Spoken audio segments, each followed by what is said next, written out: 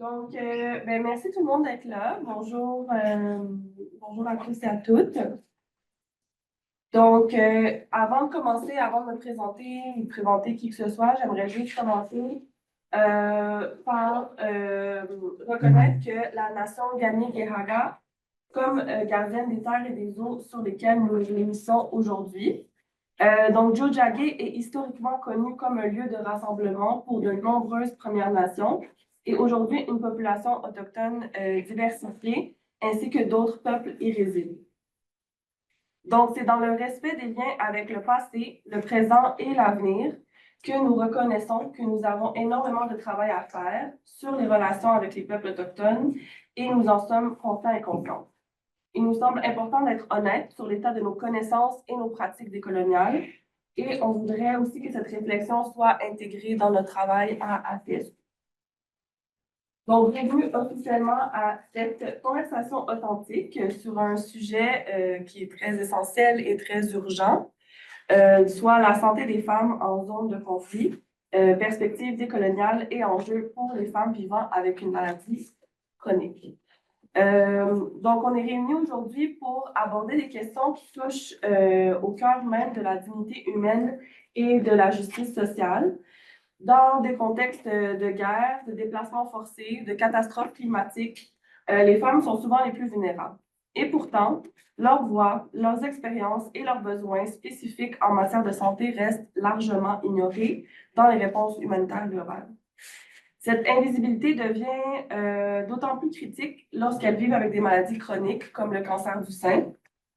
Aujourd'hui, nous avons réuni des experts, que ce soit en santé publique, une personne militante, une chercheuse, pour non seulement analyser les impacts des guerres et des déplacements sur la santé des femmes, mais aussi explorer des pistes concrètes, nourries de perspectives décoloniales, pour transformer ces systèmes d'oppression et offrir des réponses qui respectent la diversité des vécus. Donc, pour commencer, je vais introduire nos panélistes. Je vais pas partager ma langue. Est-ce que je partage la vidéo? Non. Attends. Donc, tout d'abord, moi, je me présente. Je m'appelle Amira Bensali. Je suis vice-présidente du conseil d'administration de Action Cancer du Sein. Je suis co-coordonnatrice du Centre de femmes du monde à Côte-des-Neiges. Et parallèlement, je termine ma maîtrise en sociologie. Nancy rit de moi car j'en fais trop. Donc, ça fait plusieurs années que je suis militante et je trouvais ça important qu'on ait la conversation dans une perspective intersectionnelle, de ramener différents sujets que des fois on ne pense pas nécessairement intersectent, mais en fait le font tout à fait. Donc, on a aussi Marie Atem, qui est professeure titulaire à l'École de santé publique de l'Université de Montréal. Elle est directrice de l'Observatoire IGEA, soutenir l'autonomisation des femmes francophones en santé, directrice de l'International Center for Advanced Research and Training et Fondation PANVI. Elle est aussi responsable du programme de bourse PRE pour les renforcements de la recherche en santé des femmes en CEDEAO RDC. Et nous jouons aujourd'hui de la République démocratique du Congo, justement. Donc, ça va bien, Marie? Oui, merci. Oui, je vous parle de Bukavu, du Sud Kivu. Ouais. Ensuite, nous avons Zahia El-Masri, qui est militante pour la justice sociale. Donc, elle est née comme réfugiée palestinienne au Liban. Elle détient une maîtrise en Sciences Po et un diplôme de hautes études en théologie, éthique et religion. Elle a travaillé près de 12 ans dans le logement social et l'intégration de nouveaux arrivants. C'est une militante féministe de longue date, une défenseure passionnée de la justice sociale. Elle est une formatrice très appréciée et une conférencière recherchée auprès des organismes communautaires, des institutions académiques, de diverses ONG, de groupes de défense de droits, tant sur les droits des Palestiniens que des approches et pratiques interculturelles. C'est aussi la fondatrice du collectif des femmes pour la Palestine et membre des travailleurs et travailleuses pour la Palestine. Bonjour Zahia. Bonjour. Comment tu vas? Ça va bien. Merci pour l'invitation. Merci d'être là avec nous. Ensuite, on a Alana Malinde Lancaster, qui est une avocate guayano-barbadienne spécialisée dans l'environnement, l'énergie et les droits de la personne, ainsi qu'une universitaire et une spécialiste des ressources naturelles. Elle est actuellement chargée de cours en droit international de l'environnement et de l'énergie et chef de l'unité de droit de l'environnement des Caraïbes de la faculté de droit de l'Université des Indes occidentales, campus de Cave Hill.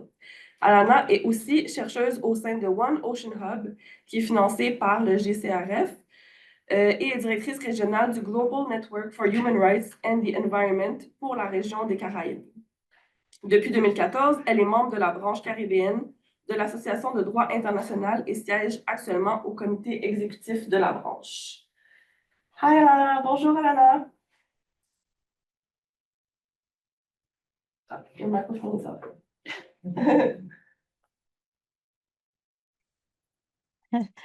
Good afternoon, everyone. I'm delighted to be here. Merci de nous rejoindre. Kathleen, je m'excuse si j'arrive pas de parler en anglais, c'est force of habit.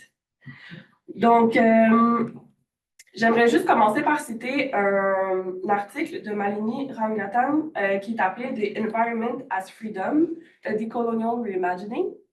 Donc, elle dit que, bien que n'étant pas toujours formulées explicitement en termes d'environnement, les conceptions radicales de la liberté ont mis en lumière certaines des injustices environnementales les plus graves de la période contemporaine. La santé des travailleurs et travailleuses, l'équité dans les transports en commun, la ségrégation urbaine, l'appauvrissement rural et agraire et dégradation des terres, pour n'en citer que quelques-unes. Les luttes pour la liberté ont également permis de relier les luttes locales, elles-mêmes interconnectées aux formations mondiales du pouvoir économique, du racisme et du militarisme. L'auteur dit, en s'appuyant sur des lignées radicales de réflexion noire, féministe et décoloniale, elle voudrait qu'on puisse réfléchir et revendiquer la liberté comme une analyse clé à travers laquelle imaginer notre avenir environnemental. Centrer les perspectives antiracistes et intersectionnelles dans la compréhension de l'environnement en tant que liberté pourrait nous permettre de révéler la cause historique et la nature de l'oppression. En fin de compte, ça pourrait aussi nous permettre de forger un contre-récit à grande échelle pour lutter contre la privation des libertés environnementales. Si jamais vous êtes intéressé pour le lien pour l'article, je l'ai aussi, je pourrais vous le partager par la suite. Ensuite, pour Action au cancer du sein, pourquoi on a décidé de faire ça aujourd'hui? C'est qu'en tant qu'organisation féministe qui est dédiée à la prévention à la justice environnementale, Action au cancer du sein s'engage à placer la santé des femmes au cœur des débats, y compris dans les contextes les plus difficiles. Donc, les guerres, les crises humanitaires vont exacerber les inégalités de genre et multiplier les obstacles pour celles qui vivent avec des maladies comme le cancer du sein. Les infrastructures de santé vont s'effondrer, l'accès aux soins va se clarifier et aussi ça va créer une précarité environnementale qui va souvent être ignorée. Puis ça devient une menace qui est quand même assez mal prise en compte, qui est silencieuse, mais qui est très persistante. Mais en tant que mouvement engagé, on refuse de rester spectatrice de cette réalité. Aujourd'hui, on voudrait non seulement réfléchir, mais aussi agir. Il est temps de reconnaître que les approches médicales et politiques vécues des femmes est essentielle pour répondre aux crises humanitaires d'aujourd'hui. Ensemble, avec nos panélistes et vous toutes dans la salle, toutes et tous, nous allons explorer des approches qui sont nouvelles, collaboratives, qui mettent les femmes au centre des solutions et ce, dans toute sa diversité. En tant que militante pour la justice climatique, les droits des réfugiés et la prévention des maladies chroniques, nous devons continuer de nous organiser, de créer des alliances et d'exiger des réponses qui tiennent en compte de la réalité des femmes dans ces zones de conflit. Cette conversation, c'est juste un début. Ça vise à nous éclairer, à nous sensibiliser, mais surtout à nous pousser à l'action. Alors, posons les bases d'un engagement collectif pour défendre le droit de celles qui sont souvent oubliées, les femmes en zone de conflit vivant avec des maladies chroniques. Nous avons le pouvoir de faire une différence et cela commence aujourd'hui avec notre conversation. Donc, je commencerai tout de suite avec la première question. Je vais laisser les panélistes, quand vous êtes prêts, à intervenir à discuter. Donc, première question. Comment les contextes de guerre et de déplacement forcé impactent la santé des femmes, en particulier en ce qui concerne les maladies comme le cancer du sein, et quelles sont les intersections avec les défis climatiques? Lélia veut commencer? Oui. Dans le contexte, en premier, il faut que j'insiste dessus. Merci beaucoup pour l'invitation. Parce que, comme je disais tantôt, c'est des lieux comme ça qui nous permettent de vraiment apprendre, puis échanger, puis amener des différents points de vue. Fait que j'apprécie beaucoup. Dans ce qui a trait pour la Palestine, évidemment, nous sommes en train de vivre une situation très, très, très précaire maintenant. Nous sommes dans un contexte génocidaire. La Cour internationale de la justice l'a même nommé. Mais particulièrement pour la Palestine, je peux parler de Gaza et des territoires occupés aussi, parce que c'est une problématique qu'on vit dans les deux contextes. Pour ce qui est de Gaza, la situation maintenant au niveau effectivement de déplacement forcé, ce qui fait, c'est que les personnes ne peuvent pas, surtout en contexte pour les femmes, pour les traitements de cancer, ils ne peuvent pas avoir accès à ces traitements. Elles ne peuvent pas sortir de Gaza parce qu'elles ont besoin de permis, même si elles ont le permis. En ce cas-ci, elles ne peuvent même pas sortir, ça ne garantit pas le fait qu'elles vont sortir. Et dans le cas aussi pour le déplacement forcé, ce que signifie, si jamais elles ont des rendez-vous, alors elles ne peuvent pas rester avec un médecin. C'est très, très, très difficile d'avoir déjà accès à des médecins spécialisés. Donc, le fait d'avoir déjà un médecin, c'est difficile.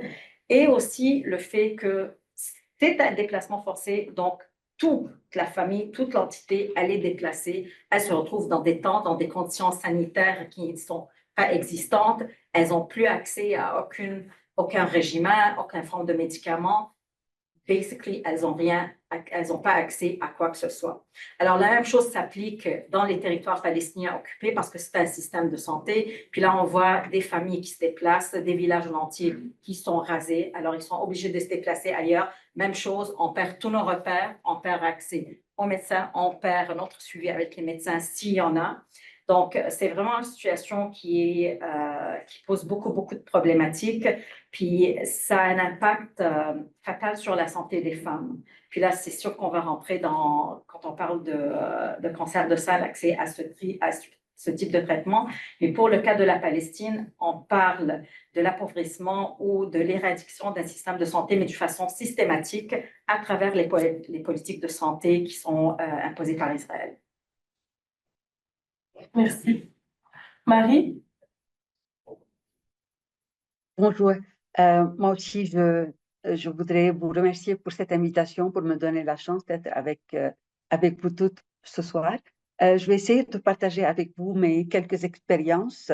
Il faut dire que je viens du Liban, alors ces derniers temps, on vit avec le rythme de la Palestine, du Liban, de toutes ces vies déplacées, familles déplacées et tout ça, et on essaie d'imaginer ce que peuvent endurer ces gens-là. Je suis à Bukavu, au sud Kivu, où j'ai rencontré récemment des gens de l'Éthiopie, de l'Ukraine, de l'Irak, qui viennent parler des souffrances des femmes, parce que là, on parle en plus des maladies chroniques. N'oublions pas qu'il y a toujours ces violences sexuelles utilisées comme armes de guerre, et c'est toute une problématique là-dedans. Alors, comment les guerres peuvent avoir un impact sur la santé des femmes? On sait qu'il y a l'impact direct, donc disons, quand il y a des tirs, des obus et tout ça, il y a évidemment tout ce qui est traumatique, tout ce qui est blessure physique, même mentale suite à ça, mais il y a aussi les conséquences indirectes. Donc, avec la destruction des éléments essentiels à la vie, comme l'accès à tout ce qui est nourriture, eau, abri, soins médicaux, c'est tout ce qu'on entend maintenant avec tous les déplacements qui se passent dans ces pays-là qu'on vient de mentionner. Alors, tout ça, les premiers à subir les conséquences, ce sont les femmes et les enfants, les mineurs, les nouveau-nés, évidemment. Dans des contextes comme celui-là, les personnes, comme disait Zaya, perdent leur repère, ils n'ont plus de contact à des personnes pour les soigner, et les retombées sont beaucoup plus importantes pour les maladies chroniques en général, comme les cardiopathies, l'hypertension, le diabète, etc. Alors, qu'en est-il du cancer? Ça devient des problématiques encore plus complexes parce que le dépistage n'est plus important. Les gens n'ont pas les moyens pour se rendre, pour aller faire des soins, pour prendre les soins vitaux directs, comme pour le diabète, trouver l'alimentation, trouver les médicaments, pour l'hypertension, etc. Donc, aller faire un dépistage, ce n'est plus leur priorité. Alors, ce qui arrive, c'est que ça devient plus complexe. J'ai des étudiants ici à la recherche à Bukavu qui travaillent sur le cancer du sein. Ils me disent, on n'a pas de dépistage. Je dis oui, mais si vous faites le dépistage, comment elles vont trouver les soins? Est-ce que vous avez de quoi traiter les cancers? Je dis non. Est-ce que vous avez les registres pour les repérer? Non. Donc, dans les pays à moins de ressources, le cancer est une problématique assez profonde et grave. Accompagner les personnes pour le dépistage, pour la prise en charge et pour le traitement devient problématique à différents niveaux. Voilà, je laisse la parole aux autres. Mais c'est surtout Zahia et toi qui intervenez, je pense, sur cette question. Alana va plus être experte en questions décoloniales.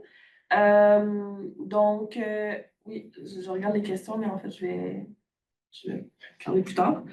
Donc, on a mis les bases un petit peu sur c'est quoi les enjeux. On va passer un peu plus à la question de en quoi une approche décoloniale dans la gestion de la santé des femmes peut améliorer les réponses aux crises humanitaires dans les zones de conflit et pour les réfugiés. Est-ce que, Alana, vous commencez? Thank you for having me. I think the first place to start is that overwhelmingly we are existing in an environment where there is a more colonial approach or events which are catalyzed by colonial approaches, which then exacerbates issues for women. So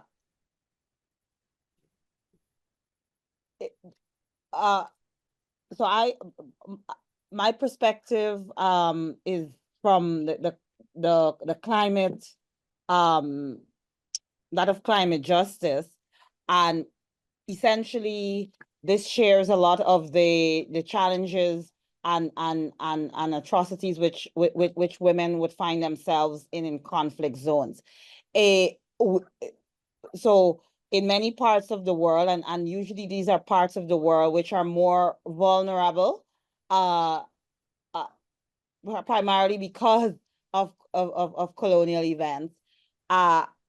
There are climate-related impacts such as more frequent storms, droughts, and so on, which essentially lead to climate migration. So essentially, women in these instances find themselves not only unable to access physical care, but also mental care. And added to this, because women are usually we focus on women, but in general, especially in the global South, women are usually, well, there's been an increase in single female households, one, but also women are very important to aspects such as food and nutrition security and so on for their families. So this has corresponding impacts, not only for women, but children. Now, I think one of the challenges in the climate justice sphere, and I suspect in the health sphere, is that even though we know that or many feminist groups and would have identified the challenges to women, this has not found its way into decision making in terms of disaster risk management, healthcare, and so on, and indeed recognizing women's rights or aspects of women's rights, such as their right to health, so specifically to breast cancer, which are impacted, and how this right needs to feature in decision making. While we have a long way to go, I think the increased recognition of globally of many rights, including the right to a healthy environment, have begun the process, and in many discourses, including the climate discourse, there's increased need to include women in decision making. We see in many international instruments which promote inclusion of women in decision making, as well as to address historic areas of inequality that impact women. And one I will give quickly is that of tenure. So in many areas, the inequalities in tenure often translate into impacts on women's livelihood, and therefore their ability to access healthcare and as well as also the impacts on transferring cultural and other forms of knowledge to their children, especially female children, who can then be caught up in these cycles. We have the development of along with the human rights, of many instruments which are aimed at addressing this, and the challenge is getting these implemented nationally, and the recognition and increased involvement in international processes. And one of the things I'd like to finish off by saying is that even though we say women and as an entirety, women and girls are adversely impacted by both wars and climate change for similar and different reasons, we also need to disaggregate the fact that some women are more vulnerable than others. So, for example, Indigenous women, Afro-descendant women, disabled women, and also there are geographic aspects to these inequalities, which again we need to, which again are steeped in colonial approaches and increasingly will need the colonial efforts to bring some equity. I think I can pause there. D'accord, je vais traduire rapidement. Donc, la question, c'était en quoi une approche décoloniale dans la gestion de la santé des femmes peut-elle améliorer les réponses aux crises humanitaires dans les zones de conflit et pour les réfugiés? Et donc, ce que Alana nous expliquait, c'est que donc, dans un monde qui est colonial, on doit partir de la prémisse que le monde est colonial et que ça devient une approche qui est pathologique. Donc, c'est comme une maladie aussi qui se répand. Et là, encore moins, la justice climatique est encore moins prise en considération. Donc, dans la liste de priorités, c'est vraiment ce qui est le plus bas, mais en fait, c'est ce qui impacte beaucoup à travers les différents changements climatiques, donc les sécheresses, les tempêtes, qui vont créer nécessairement une migration climatique. Donc, ces personnes-là qui vont bouger vont aussi se retrouver dans un autre pays où il y a quand même cette approche-là coloniale. Donc, ça va quand même avoir un impact. Et encore plus, on ne tient pas beaucoup en compte la santé physique, mais encore moins la santé mentale. Et il y a beaucoup, ce qu'elle observe, c'est qu'il y a beaucoup de familles qui sont des familles monoparentales où c'est la femme qui reste, donc le mari qui est plus là, qui a été tué ou qui est arrivé quelque chose. Donc, que c'est une famille monoparentale, donc le fardeau de la famille, le fardeau de nourrir les enfants retombe sur la femme. Et donc, la gestion de la santé, ça passe par la lutte pour les droits des femmes, ça passe par la lutte pour l'équité, mais souvent ces droits-là passent après. Et notre façon de changer le discours, c'est de vraiment inclure les femmes dans les espaces de discussion, dans les espaces de décision.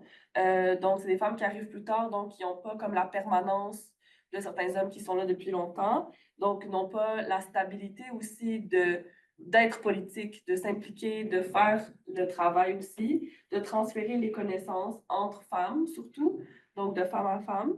Et il y a bien sûr les droits humains qui existent, mais c'est comme du théorique un peu, il faut aller plus loin, il faut le mettre en pratique et mettre aussi l'intersection au sein de nos réflexions. Donc, elle disait, oui, on parle des femmes, mais encore plus, il faut parler des femmes autochtones, en situation de handicap, qui ont des enjeux qui sont à la croisée des oppressions. Donc, toutes ces réflexions-là doivent être prises en compte.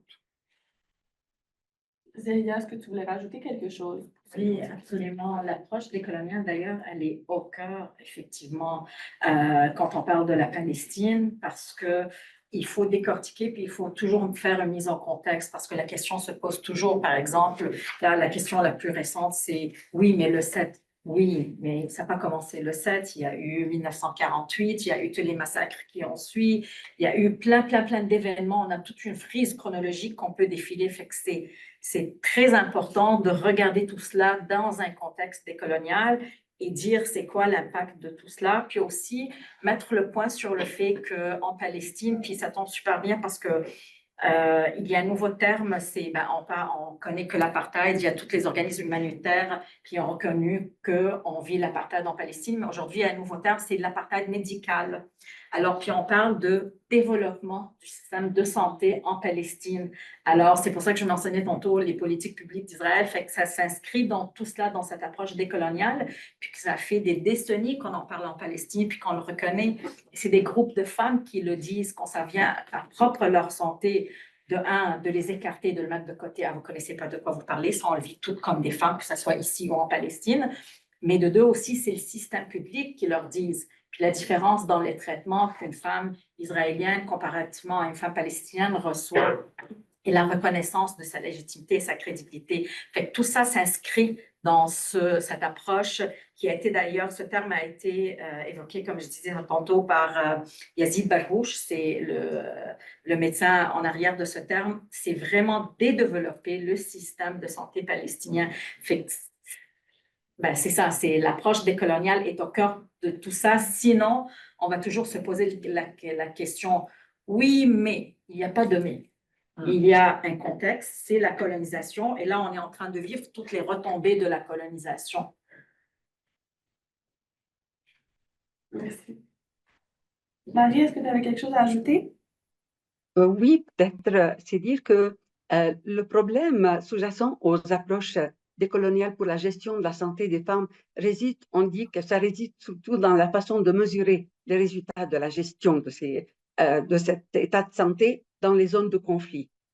Alors, les manières de concevoir la mesure, on a l'impression qu'elles viennent de représentations plus occidentales. Donc, actuellement, les services d'aide pour soutenir les femmes ou toutes les populations déplacées, mais particulièrement les femmes, sont conçus selon des approches très occidentales parce que ce sont toujours les mêmes personnes qui avaient implanté le colonialisme qui sont là pour apporter l'aide au développement. Alors, les interventions n'ont pas changé et on a l'impression qu'on est toujours devant l'image paternaliste avec cette main qui tend, cette main qui reçoit. Alors, ce qu'on recommande pour les approches de décolonisation, c'est de déconstruire les programmes d'aide, de les déconstruire pour discuter la colonialité qui est sous-jacente avec cette racine occidentale dans les activités d'aide dans les périodes de conflit. Alors, ce processus de déconstruction ne saurait mener pour autant à une simple opposition binaire, c'est-à-dire coloniale et non coloniale. On doit trouver une partie hybride à travers laquelle on va passer d'un impérialisme à une marchandisation, donc à une exploitation des ressources qui amène un tournant décolonial. Donc, on passe à ce qu'on appelle un capitalisme d'une certaine manière.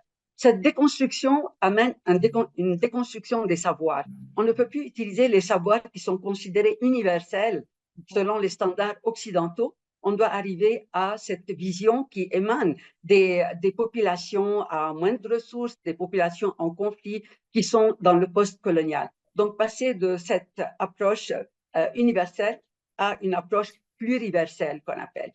Certains auteurs nous parlent d'une métaphore, la métaphore de l'iceberg, pour pouvoir analyser d'une manière systématique comment regarder maintenant la vision selon le regard des personnes qui sont déplacées, les personnes qui sont dans les pays à moindres ressources. Alors, qu'est-ce qu'on fait avec cette métaphore? C'est dire que ce qui émerge de l'eau, ce sont les événements tels qu'ils sont vécus par les personnes. Donc, si on ne regarde pas ce que les personnes voient, comment elles voient leur santé, comment elles voient leurs problèmes, etc., on passe à côté. La réaction ne correspond pas. Alors, une fois qu'on regarde les événements qui sont à la surface, il faut passer en dessous pour voir quels sont les modèles et les tendances qui sont sous-jacents.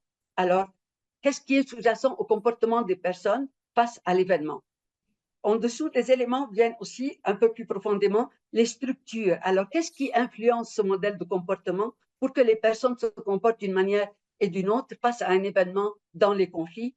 Et au plus profond de l'iceberg, il y aura les modèles mentaux qui aident à la transformation, à travers lesquels il faut voir quels sont les présupposés, les croyances ou les valeurs portées par ces personnes qui les amènent à développer des modèles de comportement pour réagir par rapport aux événements. Donc, si on ne suit pas une telle approche, on n'est pas capable de passer d'une colonialisation à cette déconstruction pour qu'on applique les interventions selon les modèles, la vision des femmes, des déplacés, des immigrés, ainsi de suite. Donc, dans cette approche-là, il y a une certaine méfiance si ça ne correspond pas à ce modèle. Et il y a aussi les services qu'on peut donner, parler de cancer du sein en particulier, qui est un élément très pointu. Est-ce que c'est la priorité? Comment les femmes le perçoivent? Est-ce qu'on le sait? Je ne pense pas qu'on le sache. On ne voit pas de littérature là-dessus. Quand on parle de maladies chroniques pour les déplacés, on parle surtout de cardiopathie, de diabète, etc. Mais les cancers deviennent des choses secondaires. Ce n'est pas le plus important. Donc, est-ce qu'on est capable de donner un traitement? On va nous dire, les médecins qui s'occupent des populations déplacées ou qui subissent les conflits et les guerres n'ont pas le temps pour accorder à chaque personne suffisamment de temps pour les écouter, pour faire le diagnostic, pour accompagner le traitement et trouver le traitement. Je connais une personne en particulier au Liban qui a un cancer du sein, qui n'a pas les moyens de s'acheter les médicaments. Donc, c'est des personnes qui sont condamnées directement, indirectement. Elles continuent à se battre au quotidien, mais le cancer évolue, elle n'a pas le traitement pour se soigner. Alors, comment on voit les femmes? Une femme comme celle-là, malgré tout, elle continue à se battre, elle continue à travailler, mais elle n'a pas le traitement pour le cancer. Comment elle voit sa vie? Elle n'a pas été analysée jusqu'à présent, elle n'a pas été décrite. On l'a décrite comme un cas, comme je suis en train de le faire présentement. Alors, voilà ce que je peux dire par rapport à la décolonisation. Merci Marie. C'est vraiment intéressant, c'est ça, de toujours remettre en fait le discours des femmes, des personnes concernées au centre de la conversation. C'est un peu aussi ce qu'on essaie de faire aujourd'hui avec vous les invités, mais de ne pas justement prendre ces personnes-là comme des cas, comme des numéros en fait, ou comme c'est quelque chose qui est comme passager ou quoi que ce soit, mais de réaliser qu'en fait il y a des vies qui sont impactées non seulement par la personne, mais leur famille, leurs proches, puis de mettre les savoirs locaux, les pratiques traditionnelles, les approches locales au centre de nos réflexions, au centre de nos revendications aussi. Donc, ne pas formuler des réflexions sans elles. Je pense que c'est important. Alana, est-ce que tu voudrais rajouter quelque chose après?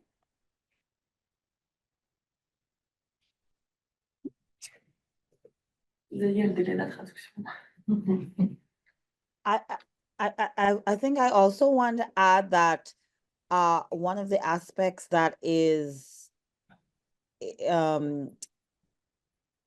not often discussed because it is also the mental aspect or the mental health of women, and many of the, not only you know, in the context of breast cancer,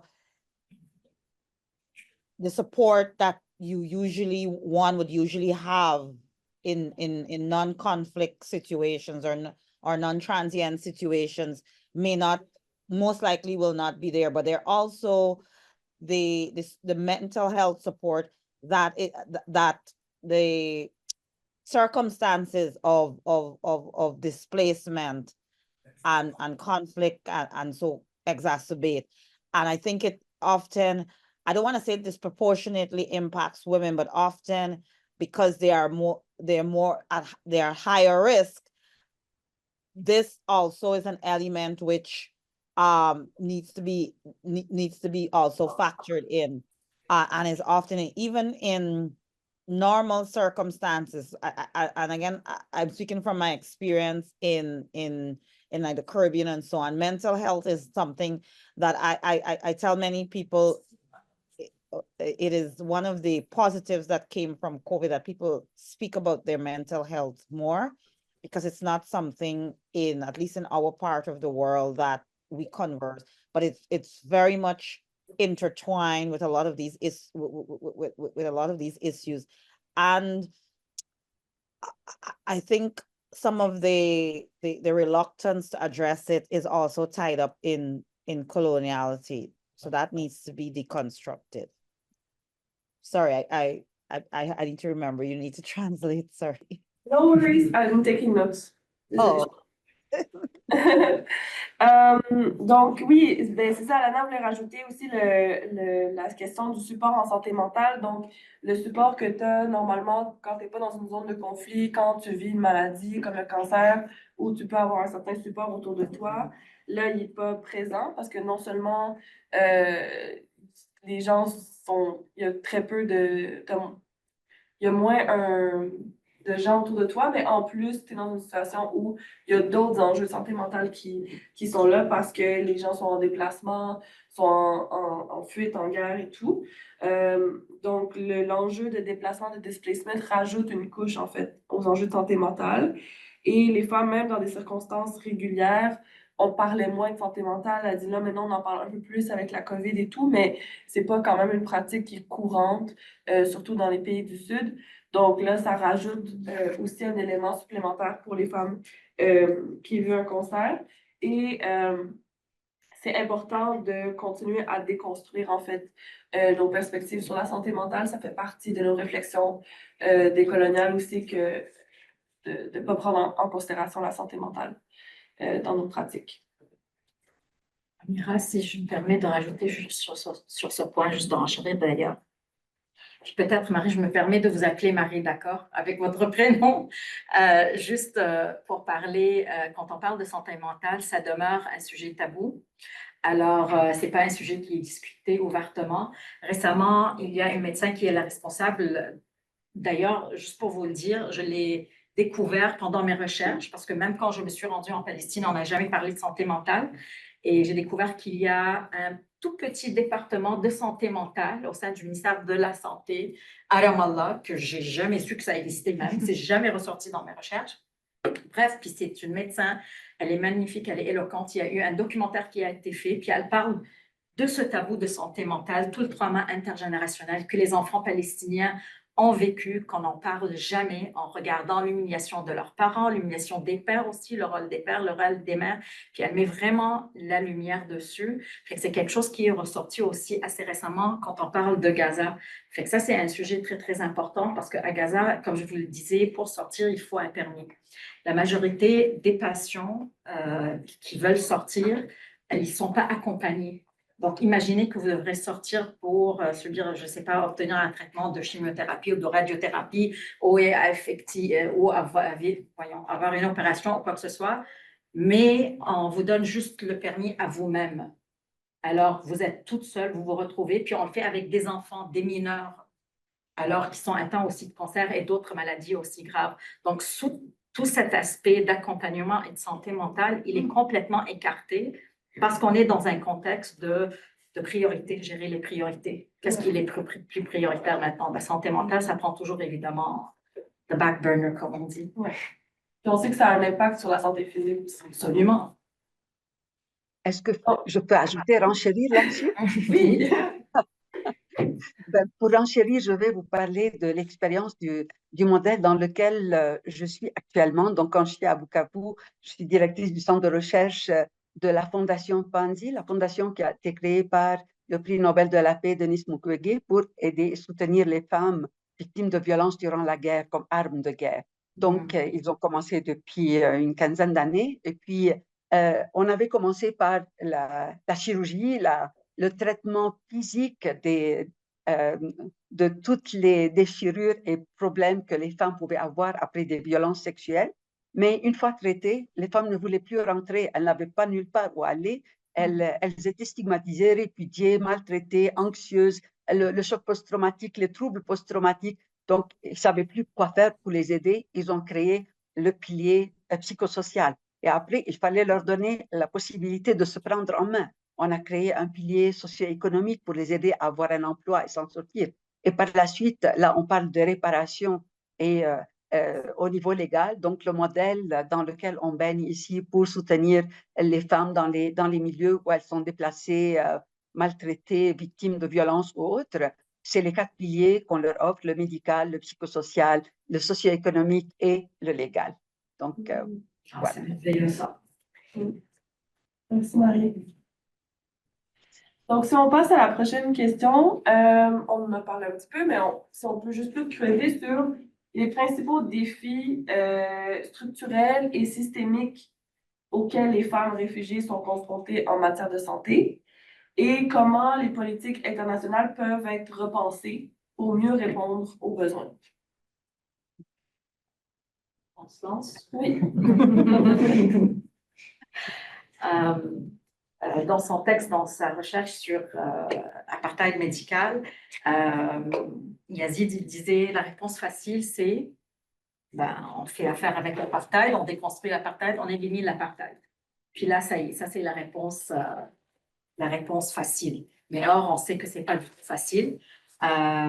Donc, pour juste au début, j'ai vraiment envie de vous présenter juste les défis auxquels font face en général la population palestinienne, puis ensuite juste ressortir ceux auxquels font face les femmes qui sont atteintes de cancer de sein plus particulièrement, parce que la mise en contexte, elle est toujours hyper importante. Okay? Mais je vais passer à travers ça rapidement, puis je vais mettre une lunettes. Est-ce que tu m'as envoyé? Non, ça va, je vais lire. Oui. Est-ce que je peux le partager? Juste pour Oui, la traductrice. absolument. C'est le diapo numéro 3, si tu veux. Ça va être Ok. plus simple. Catherine, je vais partager comme ça que tu vas voir aussi qu'est-ce qu'elle veut dire. Ça va t'aider pour.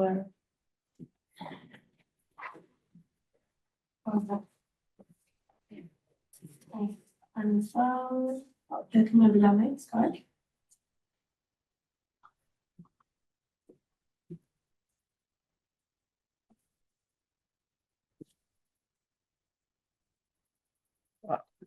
Sans mes notes, par exemple. Oui, Les notes sont écrites un peu n'importe comment.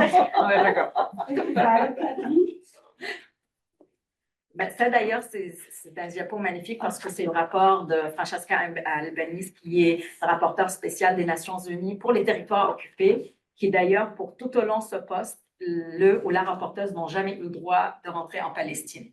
Go figure, mais ils sont censés effectuer leur travail. Bref, là, on explique l'anatomie d'un génocide, mais c'est le diapo numéro 3, si tu veux juste y aller, je ne sais pas, on est rendu. Ça, c'est l'autre après? Je pense que oui. C'est celui qui est tout des blocs rouges. Ah. Oui, celui-ci. Alors, vous le voyez ici, on a la colonisation des maisons de cuite, malnutrition, appauvrissement, fermeture en groupe, fermeture répétée, terrain confisqué, terreur psychologique, détention. Je vais continuer. Détention, couvre-feu, assassinat, interdiction de passage, torture, difficultés familiales, corps de femme utilisé comme arme de guerre, appauvrissement, point de contrôle, point de barrage, apartheid médical, chômage, famine forcée, les martyrs, les blessés, destruction de propriété. Donc, ça, c'est la situation, entre guillemets, normale. Okay? Là, on rajoute une coche, puis on va au diapo 5, puis quand on parle des femmes, okay? La première chose, c'est le dépistage. 60% des cancers de sein en Palestine, le dépistage est fait tellement tard que 60% des cancers sont dans un stade avancé. Donc, en partant, c'est rendu trop tard pour la femme. L'autre, c'est il n'y a pas de chimiothérapie et radiothérapie à Gaza ou en Cisjordanie, donc il faut qu'elle quitte ailleurs. Et je reviens au système de permis parce que j'en parle aussi. Israël peut émettre des permis parce qu'Israël détient un des meilleurs systèmes de santé dans le monde. Donc, ils ont ce soin, mais ils n'émettent pas des permis. Et s'ils les émettent, c'est à compte-gouttes. Alors, on a eu des pourcentages de nombre des permis qu'ils émettent, puis avec les années, les permis diminuent d'année à année. Comme je vous ai dit, ils émettent des permis à la personne. Donc, un mineur peut partir tout seul. Alors, imaginez si vous voulez envoyer votre enfant ou une femme qui va y aller toute seule, par exemple, pour recevoir des traitements. Quand on parle de cancer de sein, moi, j'ai accompagné mon père à ces traitements. Il n'y a personne qui veut se retrouver toute seule, mais bon. Absence, pénurie des médicaments, interdiction des traitements de cancer à Gaza. Israël interdit les traitements de cancer de rentrée à Gaza. Ça depuis 17 ans, depuis le blocus illégal imposé. Absence de soins de base pour les femmes. Donc, si tu reçois le diagnostic, en partant, tu n'as pas comme genre, il n'y a pas des soins qui sont disponibles pour te soigner. Fait que tu peux bien recevoir ce diagnostic si tu es chanceuse, et cela ne signifie pas que forcément tu vas obtenir les soins qui vont avec.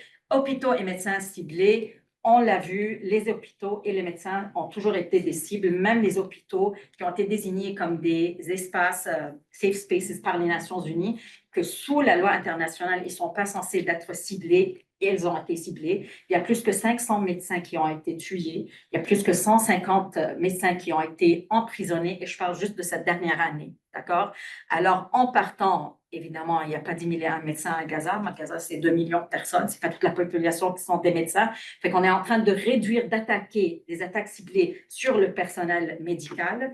Et d'ailleurs, il y a ici tout un groupe qui s'était organisé, Santé pour la Palestine, qui est construit des travailleurs et travailleuses de la santé pour soutenir les travailleurs de la santé en Palestine. Les politiques publiques, comme je parlais tantôt, ce sont des politiques publiques qui sont conçues pour développer le système, donc pour ne pas permettre le système à s'avancer ou de recevoir des équipements. Ça rentre dans le manque des équipements et manque d'électricité constante. Donc, si jamais, par hasard, on a un hôpital qui est fonctionnel, qui a un équipement, par exemple, qui peut servir, ben, il y a un manque de courant pendant 48 heures. Donc, si jamais tu as je ne sais pas, un rendez-vous qui tombe pendant ces 48 heures, ben, tant pis, tu ne peux pas recevoir ton traitement. Donc, ça, c'est les éléments qui touchent particulièrement les femmes atteintes de cancer de sein. Puis, comme je vous l'ai dit, l'accès aux soins, c'est très, très, très, très, très, très précaire. Si tu es chanceuse d'avoir un diagnostic qui te permet de résoudre ton problème. La dernière affaire, c'est, puis là, je ne vais pas massacrer le mot, c'est mastectomie, c'est ça? Alors, puisque c'est la solution la plus facile là-bas, même s'il n'y a pas un besoin, ben, la majorité des femmes qui reçoivent ce diagnostic, au lieu qu'on leur dise on va procéder à un traitement qui est ciblé, qui répond à ta situation, on va procéder à une mastectomie. Puis évidemment, comme c'est le cas, on a parlé tantôt de la santé mentale, mais aussi c'est une façon de stigmatiser aussi les femmes parce que c'est tout un parcours à vivre avec, mais il n'y a pas les moyens de soutenir les femmes dans ces conditions pour les permettre de vivre avec ou pour sensibiliser aussi la population. Merci beaucoup. Marie, est-ce que tu voulais rajouter quelque chose? Ton micro est fermé. Oh non, oh non, Marie? Qui fait le son. Oui. Pardon. OK. Je disais que le tableau brossé par Zaya est vraiment très sombre. On imagine un peu ce que la population vit, on entend parler. C'est dans cette population qui est réfugiée chez elle, déplacée chez elle, démunie. Mais on peut aussi avoir la situation des réfugiés déplacés à travers le monde pour d'autres raisons. Alors, les besoins de santé pour les personnes réfugiées et migrantes peuvent varier dépendamment du pays d'origine, de leur migration, comment elles sont déplacées, avec tous les déplacements qu'on voit ces derniers jours aussi. Les politiques d'entrée et d'intégration dans les milieux d'accueil, on a vu par exemple les Syriens quand ils ont été déplacés, on voit les Ukrainiens, donc c'est toujours dans les pays d'Afrique, le Soudan, etc., c'est toujours dans des situations catastrophiques, donc ça va avoir un impact sur l'état de santé. Alors, on devient plus vulnérable, on a plus de maladies chroniques et des maladies infectieuses, évidemment, dans les conditions de promiscuité que les gens peuvent connaître dans ces situations de déplacement.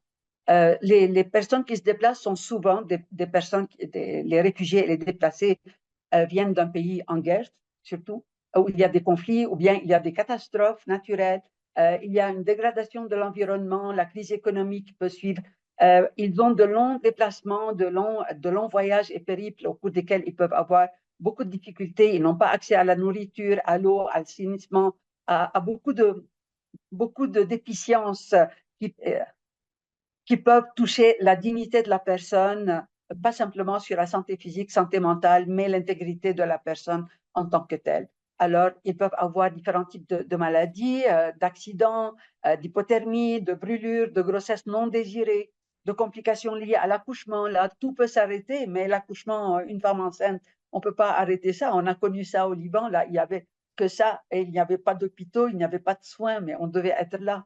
Alors, dans ces situations-là, comment on fait pour les maladies déjà aiguës, Comment faire pour les maladies chroniques, particulièrement pour le cancer, ça devient très difficile. Vient s'ajouter à ça la santé mentale. On en a parlé assez longuement jusqu'à présent.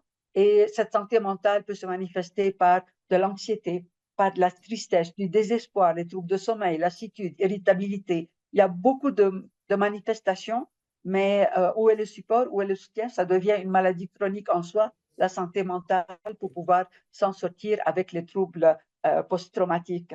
La santé des réfugiés et des immigrants également fortement liée aux déterminants sociaux de la santé. Donc, est-ce qu'on a un emploi, on a un revenu, l'éducation, le logement, on a tout perdu. Comment on peut se retrouver une santé quand on a tout perdu?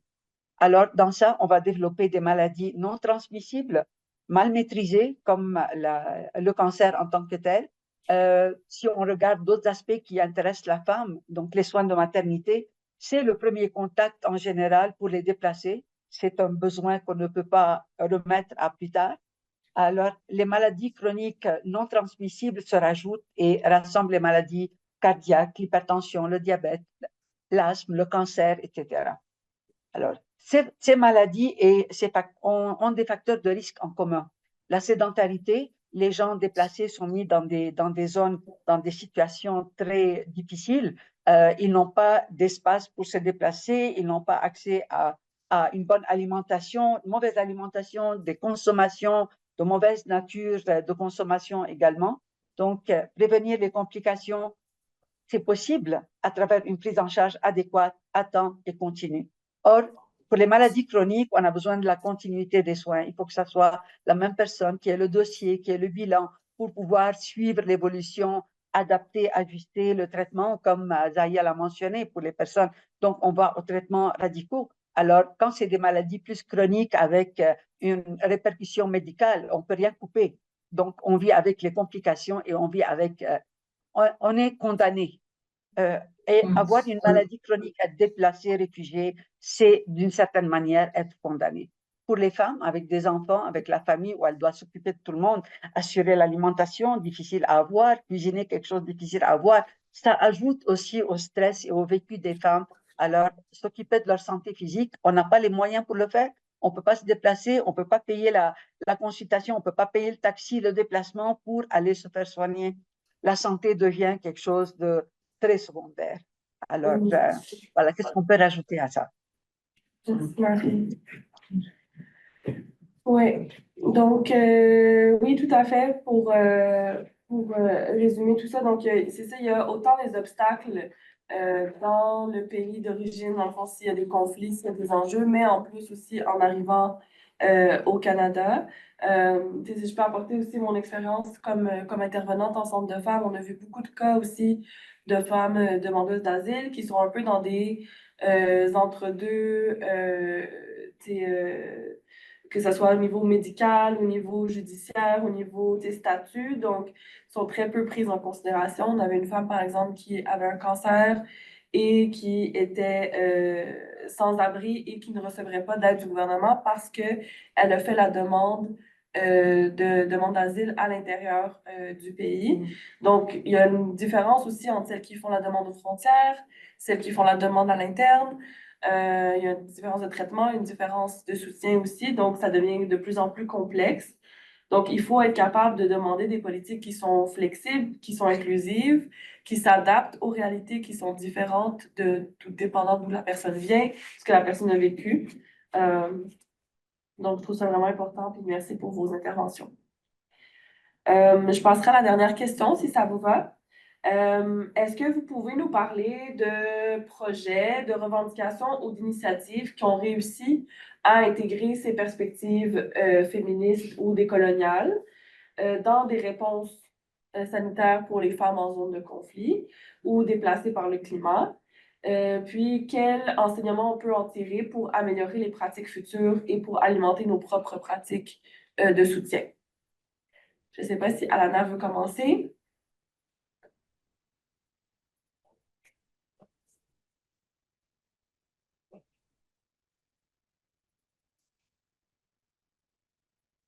C'est la traduction.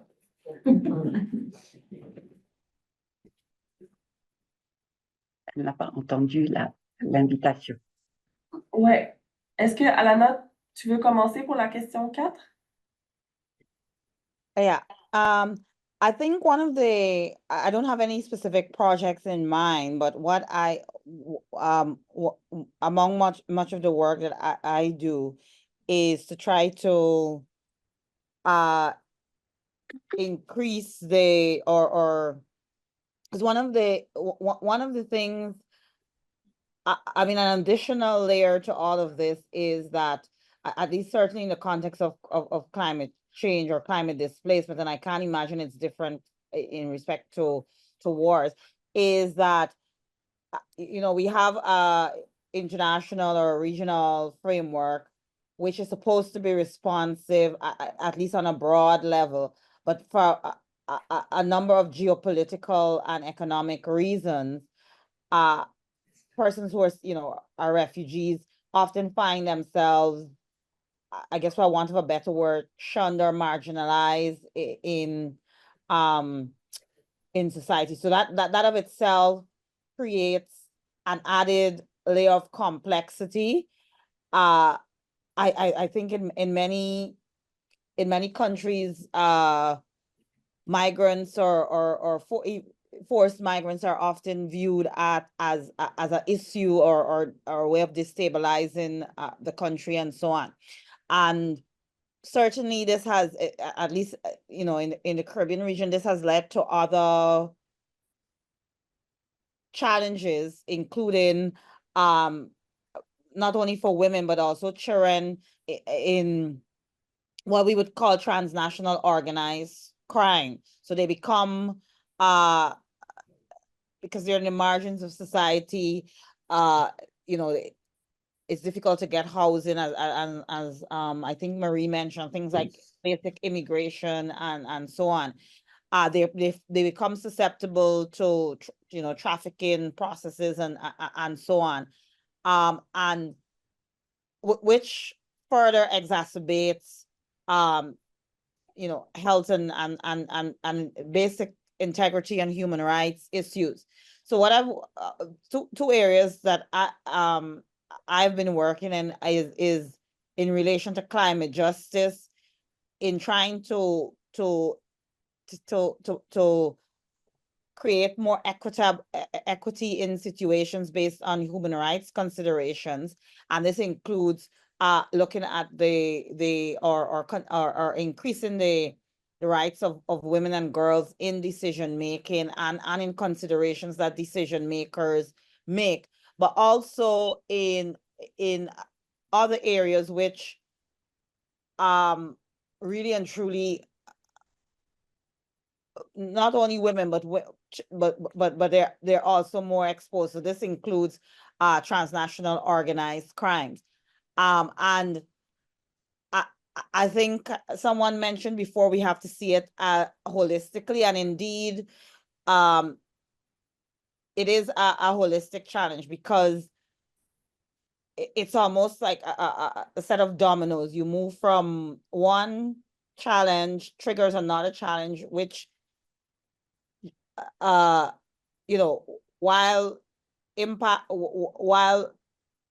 exacerbates the situation of persons who are forced because of conflicts or climate change, absolutely disproportionately impacts women, and I always add girls, because of the cultural and other close associations.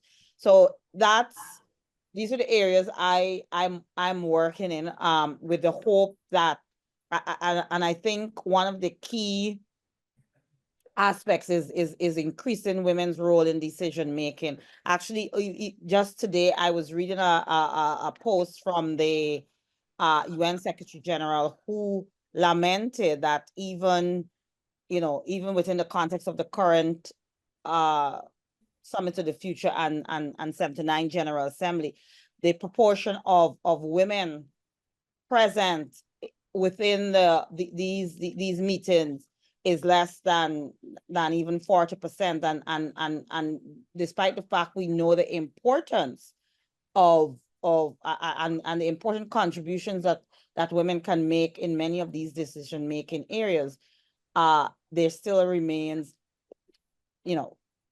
enormous gaps.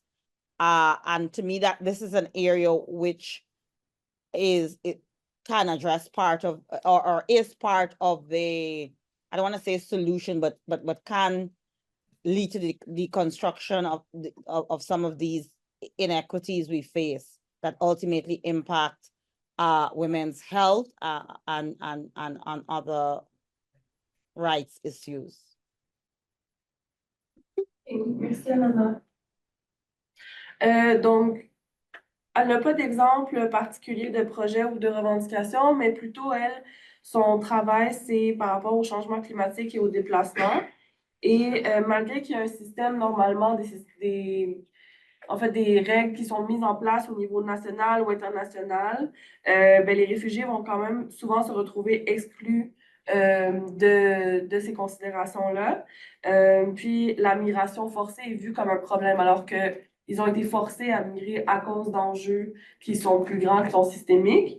Il y a aussi un enjeu qu'elle connaît dans les Caraïbes, qu'il y a beaucoup de crimes organisés transnationaux. Donc, le fait d'être en situation de migration précaire, en plus d'être potentiellement avoir une maladie, devoir s'occuper de ta famille, tout ça, ça rend les gens plus susceptibles, plus à risque, en fait, de vivre du trafic humain. Et ça exacerbe aussi les enjeux de santé, les enjeux de droits humains. Donc, pour plus d'équité, il faut nécessairement augmenter le droit des femmes, mais aussi les avoir autour de la table dans les enjeux dans les discussions, dans les débats. On doit voir les questions de façon plus globale, plus holistique, parce que c'est vraiment comme un set de dominos. Donc, quand on pense, on enlève un enjeu, mais derrière, il y a un autre et un autre. Donc, il faut, à l'espoir qu'en donnant plus de place aux femmes, ça va permettre de justement avoir ce genre de conversation. Elle disait que justement, elle a lu un post de la secrétaire générale de l'ONU qui disait que même dans le sommet sur le futur, il y a moins de 40% des personnes qui sont présentes qui sont des femmes. Donc, ça fait partie de la construction, c'est pas nécessairement la solution, mais ça fait partie de la construction d'une potentielle solution d'impliquer les personnes qui sont directement touchées par la question dans les décisions. Marie et Zahia, pour finir. Moi, c'est sûr que je veux faire un petit disclaimer avant que je dise ce que j'ai à dire. Parce qu'en Palestine, veut pas, on vit sur la colonisation, l'occupation, fait qu'il y a une culture d'ONG qui s'est implantée. Puis la réponse de la société civile palestinienne aujourd'hui, c'est un peu comme genre un rejet ou carrément un refus, mais on n'a pas le choix, on ne peut pas refuser, on a besoin de l'aide. On n'a aucune infrastructure qui nous appartient, on n'a aucun contrôle sur nos frontières maritimes, aériennes, terrestres, peu un peu. On n'a aucun contrôle, fait qu'on est obligé d'accepter. Je vous donne un exemple. Pour travailler avec USAID, il faut signer un contrat d'à peu près, je ne sais pas combien de pages. Là-dedans, il faut qu'on atteste qu'on ne peut jamais mentionner le mot Nakba, qui signifie la catastrophe de 1948. On ne peut pas descendre dans les manifestations. On ne peut pas devenir militant ou militante pour parler de droit de l'autodétermination. Bref, c'est comme genre une panoplie des trucs à signer. Mais la majorité des emplois, ils viennent de la part de ces ONG et la majorité des aides. Je vous donne un exemple. En 2016, en Palestine, j'ai parlé avec une architecte qui venait du Belgique, je pense, si je me souviens bien. Elle m'a dit, le travail que je peux faire... Ah oui, en Belgique. Le travail que je peux faire avec les architectes palestiniens, parce qu'ils connaissent les besoins de la population, okay? On peut implémenter tout de suite là. Ça va donner des résultats fabuleux. On peut le faire là au-dedans de quelques mois, mais avec la bureaucratie, avec tout ce qui est inscrit dans les contrats, avec les grandes sociétés, avec les fonds des Nations Unies et des autres ONG internationales, il y a des détails qu'il faut respecter, des procédures qu'il faut respecter qui empêchent l'avancement vraiment efficace de ce travail. Fait que, ceci étant dit, nonobstant la vision orientaliste et paternaliste des ONG, ça demeure que ils amènent quand même une partie de la solution. Par exemple, avec, j'oublie toujours, le Fonds de population des Nations Unies, ils ont commencé des projets avec Medical Relief for Palestine qui est en collaboration avec les organismes de la société civile palestinienne pour le dépistage, mais l'auto-examination des femmes. Alors, c'est pas énorme pour nous ici, mais là-bas, ça prenait une campagne de sensibilisation, de montrer, de créer des outils d'éducation, de faire ça dans un contexte où les femmes, non seulement se sentent en sécurité, mais elles se sentent que c'est quelque chose qu'elles peuvent faire, d'accord? Parce qu'il y en a une bonne partie qu'elles craignent, puisque c'est héréditaire. Si je fais le test maintenant, puis il s'avère que c'est un diagnostic positif, ben, je préfère ne pas le savoir. Alors, il y avait tout un travail qui a été fait. Puis le cancer de sang en passant, le cancer de sein en passant, c'est le cancer qui a le plus haut taux d'augmentation en Palestine parmi tous les autres cancers parmi les femmes. Alors, c'était une campagne qui était très réussie parce qu'il y a beaucoup des organismes de la société civile qui se sont impliqués. Puis les femmes passent le mot d'une femme à l'autre, d'un organisme à l'autre. Ils l'ont fait à Gaza. Ils l'ont fait aussi à Nablus, ils l'ont fait évidemment à Ramallah, mais c'est plus central. Je veux dire, c'est une des campagnes qui a réussi, qui était très simple, mais qui a réussi ne serait-ce que pour discuter d'une façon très déstigmatisée de l'auto-examination du cancer de sein. Puis, oui, l'autre affaire, c'est le jumelage. C'est le jumelage des hôpitaux. Alors, ils l'ont fait avec Victoria Hospital, j'ai oublié c'était où.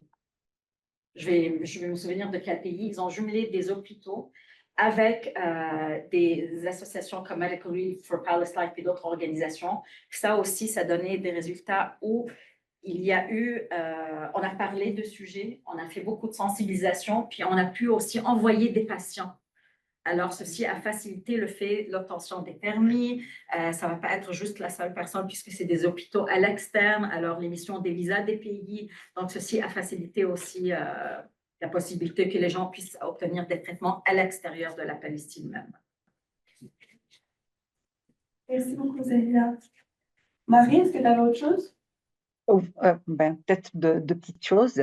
C'est dire, même à travers ce qui vient d'être dit par les collègues, on voit quand il y a une catastrophe dans un pays, une guerre qui se déclenche, des populations qui sont déplacées, on voit directement l'aide internationale arriver. On arrive avec nos boîtes déjà faites, nos programmes déjà faits, nos documents, nos papiers, etc., avec notre langue, notre culture. Et ça, c'est la colonisation de nouveau. Alors, si on disait qu'il faut aller dans le regard des personnes elles-mêmes considérées, les impliquer, si on parle des femmes, les amener à être écoutées, à dire qu'est-ce qu'elles attendent, qu'est-ce qu'elles veulent, quelles sont leurs priorités, quels sont leurs problèmes de santé, quelles sont les priorités pour lesquelles ils ont besoin d'être accompagnés et soignés. Souvent, on dit, on a tel problème, on n'a pas ces médicaments, on a telle chose, on ne peut pas faire tel test. Donc, ça sert à quoi? On vient avec nos priorités, nos traitements, et puis les gens restent avec leurs problèmes de l'autre côté. Donc, il faut qu'il y ait une adaptation. On adapte les protocoles, les soins, le matériel, etc., selon la demande, selon les besoins locaux. Oui, il y a une urgence, on commence à l'urgence, mais l'urgence ne doit pas durer éternellement après de la même manière et que ça prenne beaucoup de temps avant que ça s'adapte aux besoins de la population. Il faut qu'on soit là pour soutenir le système national et les ressources et non pas faire en parallèle, comme Zahia disait, on a l'impression que tous les organismes, dès qu'il y a une catastrophe, on se rappelle aussi Haïti quand il y a eu le séisme.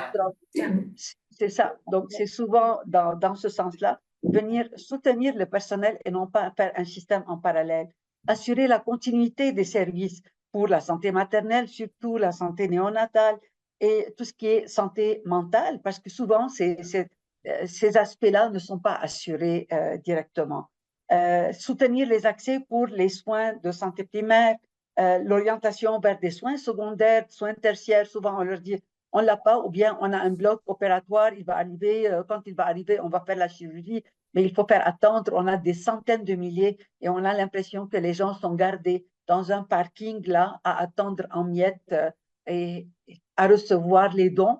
Encore une fois, l'approche colonialisatrice, on donne et puis vous restez ici à attendre, peut-être qu'un jour on va trouver une solution. C'est comme la dignité humaine n'est plus là. Ce qu'il faut ramener, c'est que quand il y a une catastrophe, il y a tellement d'argent pour détruire avec toutes les bombes les plus sophistiquées, mais quand on vient pour dire les survivants ont besoin de quelque chose, on n'a pas d'argent pour. Ouais.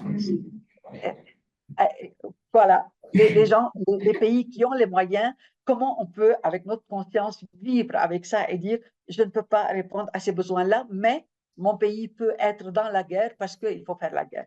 Je trouve que c'est très paradoxal pour l'humanité, c'est pas bon. Merci. Merci Marie pour l'intervention. Merci. Merci, c'était la dernière question. Est-ce que vous voulez rajouter un petit quelque chose avant qu'on passe à la période de questions? Est-ce que je peux ajouter encore un petit mot? Oui, C'est vas-y dire Marie, bien sûr. dans les interventions individuelles, c'est que dans ces situations-là, se sentir engagé et offrir ses services de volontaires, de bénévoles. On n'a pas besoin d'être appelé par des organisations pour le faire, mais chacun peut apporter son grain de sel et ça peut aider quelques personnes déjà. C'est très bien. Quand on voit les gens déplacés et ce sont les gens des villages tout autour qui viennent donner de l'eau à la famille, aux enfants, donner un sandwich, donner quelque chose. Les gens n'ont pas de moyens là. Quand je vois au Liban, par exemple, les gens vivent dans une situation catastrophique depuis des années, mais quand on voit les déplacés et qu'on voit que c'est eux qui viennent amener l'eau, la boisson pour les enfants, ouvrir les écoles pour les accueillir et venir leur donner des soins, c'est ça ce qu'on peut faire, des humains avec des humains. Parce que si on attend tout du gouvernement, des organisations, etc., c'est jamais suffisant et c'est jamais ce qui est le plus adapté. Voilà. Tout à fait. Tout à fait.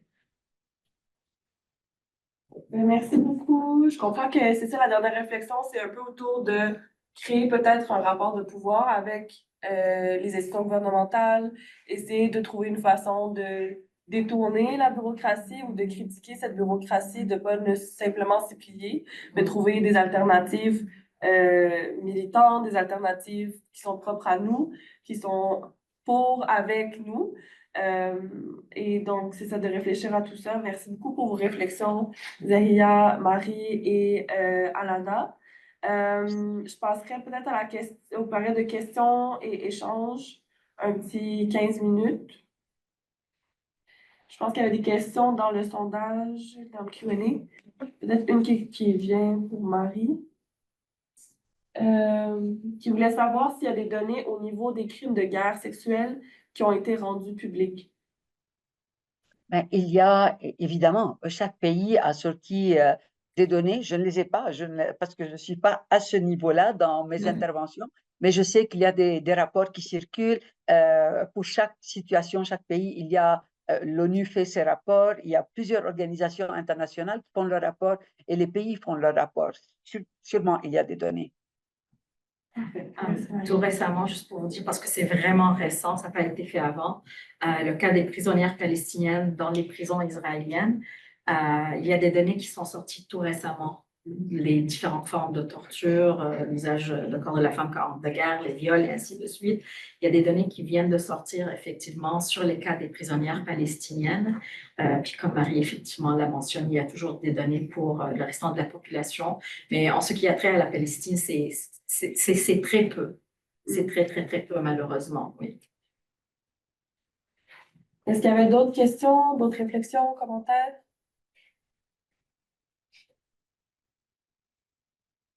Well, j'aimerais juste remercier tout le monde. C'était très impressionnant d'entendre toutes ces informations. And it feels to me like it's such a huge issue, a structural issue. And it's almost like when we talk, we live in a post-colonial world. When I think about all the violence against women, we have to also think of a post-patriarchal world. And it's hard to know where to start. But I heard some interviews with women who were living in refugee camps in Chad, and they were Sudanese women who were experiencing such violence. The worst example was a 14-year-old girl who had been raped by 3 men, and nothing was really done. She became pregnant, so she couldn't go back to school in the camp. But she said, I'm going to go back to school. I can't go for a year because I can't be in when I'm pregnant. There's such a stigma. And she also felt she was living in fear because these 3 men were still in the camp. So it's like, you know, where do you start when there's these kinds of horrible things that we all know exist, and you've shone the light on a lot of really important information, and I thank you very much. And I think the strategies are, you know, feminism isn't new, and women have been fighting for a long time to deconstruct and to try and have responses to this violence. And I guess we just have to keep going, but it's a bit discouraging. Merci beaucoup.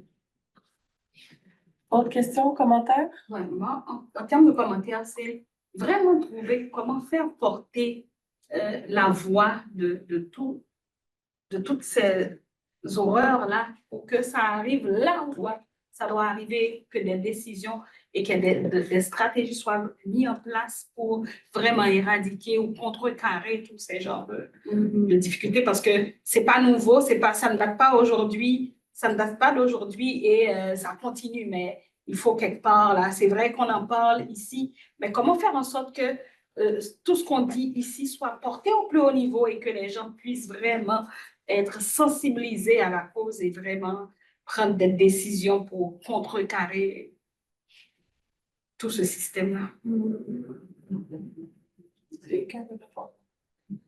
Si je me permets, c'est mon côté cynique veut dire les solutions sont là et la volonté politique n'est pas là. Mais aussi, d'un côté, j'ai vu tout ce qui se passe sur le terrain ici, puis toute la pression qui était le résultat d'un travail acharné de la part des militants, des militantes, des syndicats, mais on continue toujours de pousser de plus en plus les syndicats, la société civile, des enseignants, je veux dire, même des élus des partis qui travaillaient à leur titre personnel, pour effectivement que ça résonne dans les oreilles où il faut que ça résonne, parce que ça prend des politiques pour faire des changements. Tout récemment, la ministre des Affaires globales, Mélanie Joly, elle est sortie pour dire, par exemple, Marie, vous l'avez mentionné, l'armement, comment est-ce qu'on peut dire qu'on n'a pas les moyens d'amener des solutions pour des atrocités, des catastrophes humaines, mais on a les moyens, l'industrie d'armement qui est l'industrie qui bénéficie comme de toutes sortes de financements de nos pays. Aux États-Unis, NRA, c'est le deuxième lobby le plus grand aux États-Unis qui bénéficie de l'argent comme c'est fou là. Ils sont en train d'alimenter toutes les campagnes électorales. Le nerf de la guerre de la colonisation palestinienne, c'est que Israël reçoit des montants, j'arrive pas à trouver le mot qu'il faut utiliser, j'ai plus d'autres... Astronomiques, merci. Des superlatifs, j'en ai plus. Astronomiques en termes d'armement, pas seulement des États-Unis, mais du Canada. Il y a des armes, des parties des armes qui sont fabriquées ici au Canada. Il y a des permis qui sont émis de la part du Canada pour qu'Israël puisse fabriquer une partie de ces armes ici, ensuite les amener, les F-35, des parties des F-35 sont fabriquées ici au Canada, qui sont utilisées directement à Gaza. Et tout cela, sous la loi internationale, le Canada peut devenir complice, on peut amener le gouvernement canadien en cours pour complicité en génocide. On a signé le traité au Canada, donc ça peut se faire, c'est légitime. C'est pour ça qu'on voit des sorties médiatiques comme celle récemment de Mélanie Joly qui dit « Non, on a arrêté ». Parce qu'il y a General Dynamics qui est ici dans notre cours, qui sont en train d'exporter directement des armes envers Israël. Elle dit « Oui, mais ils passent par les États-Unis ».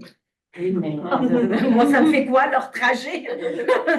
Moi, tout ce que je veux savoir, c'est fabriqué où, c'est utilisé comment. Puis ces 2 points de repère, on les a. C'est fabriqué au Canada, c'est utilisé sur la population civile à Gaza. D'accord? Et aujourd'hui au Liban. Parce qu'il ne faut pas oublier que les Libanais sont en train de vivre le même sort. Puis juste pour vous rappeler que le Liban a accueilli non seulement les réfugiés palestiniens, il a accueilli les réfugiés syriens. Puis c'est un pays qui sortait de guerre, qui a émergé de la guerre. Bref, je ne vais pas Anyways. Fait que tout ça pour dire que oui, il y a des sorties médiatiques, mais quand on a questionné Mélanie Joly cet effet, il n'y a rien qui a été fait d'une façon concrète. Alors, c'était juste de la poudre aux yeux pour dire oui, on veut faire quelque chose. Fait que c'était la volonté politique qui manque, mais ça ne veut pas dire que tout le travail qui a été fait par la société civile ici au Québec, par les militants et les militantes et tous les alliés, ben, ça fait quelque chose, ça a déclenché quelque chose. Ça a pris du temps, puis on a besoin encore beaucoup de faire, mais on voit les impacts. Moi, ça fait 40 ans que je suis là. On ne connaissait pas Gaza, c'était où, c'était quoi la Palestine, c'était où. On ne connaissait pas c'était quoi les massacres de Sabra et Shatila. On ne connaissait pas qu'Israël a envahi le Liban en 1982. Or, aujourd'hui, on connaît cette information, mais on a besoin d'un réveil radical. Là. On ne peut plus juste continuer avec les militants et militantes. Ça doit être une question de société, de tout le monde. C'est pour ça, honnêtement, je ne le dis pas parce que vous lancez des fleurs, mais c'est tellement précieux que vous avez tenu ce genre de réflexion, de questionnement, parce que c'est là où les questions et les discussions prennent lieu. C'est nous. Comme Marie l'a dit, on ne peut pas attendre tout le temps juste les gouvernements. Ben, c'est nous. Et de fil en aiguille, c'est comme ça qu'on va changer cette fameuse volonté politique. Il y avait un autre ajout, un autre commentaire? Moi, je dirais quelque chose, peut-être juste, je pense que c'est juste pour la réflexion que sont toutes les mêmes luttes quand même. Ouais. Parce que les luttes des changements climatiques, les luttes des guerres, des contaminations des terres qui mènent aux maladies comme le cancer, comme les maladies respiratoires, comme les maladies cardiovasculaires, détresse mentale, et les bébés qui sont nés de petits pois, qui sont nés précoces, etc. aussi. C'est la même lutte. Et les femmes et les jeunes enfants, les jeunes filles surtout, sont déjà à gros risque face au changement climatique et face aux politiques locales, aux cultures peut-être locales des fois, aux normes sociologiques aussi qui disent qu'ils ont moins de pouvoir, ils ont moins d'accès aux finances, par exemple, ou moins d'accès à la propriété. Et une voix qui n'est même pas là, on entend qu'est-ce qui se passe en Afghanistan aussi, à ce moment aussi, la voix des femmes est interdite aussi hors de leur maison. Mais je pense que quand on dit on ne sait pas où commencer, je pense qu'une chose à comprendre peut-être, c'est que c'est toute la même lutte, c'est que tout le monde sont ensemble dans cette lutte aussi, parce que c'est une lutte de justice, c'est une lutte des droits des femmes, c'est une lutte des droits des personnes aussi, les droits des enfants aussi, les droits des personnes autochtones, etc. aussi. Je pense que ça aide aussi à voir, c'est pas des luttes séparées, que tout le monde sont ensemble aussi pour agir. Absolument. Merci, j'apprécie beaucoup parce que c'est vraiment ça le point, tu sais, comme tu disais, Niket, oui, on en parle, mais en fait, c'est pas vrai, on n'en parle pas tant que ça parce que souvent, on va un peu tout mettre en silo, tout séparer. Nous, on parle juste de cet enjeu-là en particulier, nous, juste de cet enjeu-là. Donc, on oublie que tout ça est interrelié. Donc, c'est là que c'est important de s'unir, de trouver d'autres personnes, par exemple, dans des luttes parallèles, mais qui vont s'allier à nous, puis de faire une force commune, en fait, de pas juste se renfermer dans un enjeu où on pense que cet enjeu-là concerne juste une partie de la population ou fonctionne d'une certaine façon en particulier, mais en fait, rejoindre d'autres personnes. Donc, c'est vraiment important. Puis, c'est de créer, c'est ça, des liens entre les différentes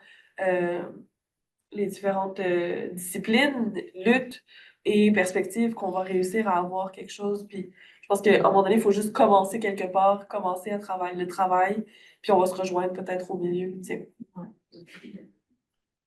Est-ce qu'il y avait une dernière question, commentaire avant qu'on conclue? Dernière petite chose. Pour les luttes communes, comme vous étiez en train de le dire, c'est tellement intéressant parce que vous avez vu les encampements étudiants ici dans les universités. Eh ben, quand le dernier encampement a été effectivement défait, par force, je veux le dire aussi, je veux le souligner, c'était le campement de Frappru. Frappru tenait un campement pour le logement social. Ben, c'est eux qui ont dit non, venez, on va vous accueillir ici, puis on va tenir les cercles de réflexion et les discussions et l'organisation, on va la tenir ici. Alors, c'est vraiment les luttes qui viennent pour dire non, nos luttes, comme vous venez de le dire, elles sont communes, puis on se soutient l'un et l'autre. Donc, sur ces derniers mots de solidarité. Merci beaucoup d'avoir été présente. Je sais qu'on ne voit pas les gens qui sont dans le webinaire, là, mais il y a des personnes qui sont là, qui nous écoutent. Donc, merci à Alana, merci à Marie, merci à Zahia. Je vous remercie vraiment du fond du cœur. Il risque d'avoir un article probablement sur le site de la CSQ là, sur une petite conclusion de la discussion, comment ça va alimenter nos réflexions pour le futur. J'espère que c'est pas la dernière conversation authentique, c'est vraiment des beaux moments de partage et d'écoute. Je suis reconnaissante pour toutes, vous toutes et tous, vraiment, ça me touche. Et sur ce, je pense qu'on prendrait une pause de 20 minutes avant la GA pour pouvoir manger. Celles qui ne sont pas présentes, il y a un magnifique buffet en fait. Donc, c'est pas qu'on vous aime pas, mais on va aller manger. Allez, là. Donc, Merci à Amira aussi. merci à Amira. Merci de votre invitation. Merci beaucoup. Merci de nous avoir invités à cette rencontre. Bonne continuation.